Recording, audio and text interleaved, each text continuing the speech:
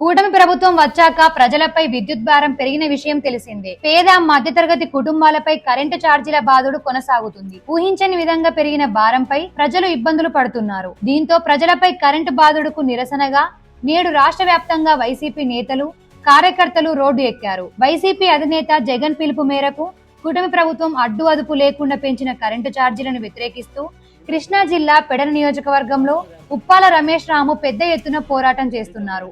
పెడన నియోజకవర్గ ఇన్ఛార్జ్ ఉప్పాల రాము ప్రజలపై పెరిగిన విద్యుత్ భారాన్ని తగ్గించాలని డిమాండ్ చేస్తూ పెడన వైసీపీ ఆఫీస్ నుంచి కార్యకర్తలు, నేతలతో భారీ ర్యాలీగా ఈవో ఆఫీసుకు వెళ్లి విద్యుత్ కార్యాలయంలో డీఈకి వినతి పత్రం అందించారు. తక్షణమే గృహ వినియోగదారులపై మోపిన 15,000 కోట్లపైనే విద్యుత్ ఛార్జీల బాధుడిని వెనక్కి తీసుకోవాలని వినతి పత్రంలో పేర్కొన్నారు. అటు ఎస్సీ ఎస్టీలకు 200 యూనిట్ల ఉచిత విద్యుత్ కొనసాగించాలని, వెంటనే ప్రజలపై విద్యుత్ భారాన్ని తగ్గించాలని రాము డిమాండ్ చేశారు. కాగా గత ఎన్నికల్లో వైసీపీ నుంచి పోటీ చేసి ఓడిపోయిన రాము గ్రాఫ్ 6 నెలల్లో బాగానే పెరిగిందని టాక్.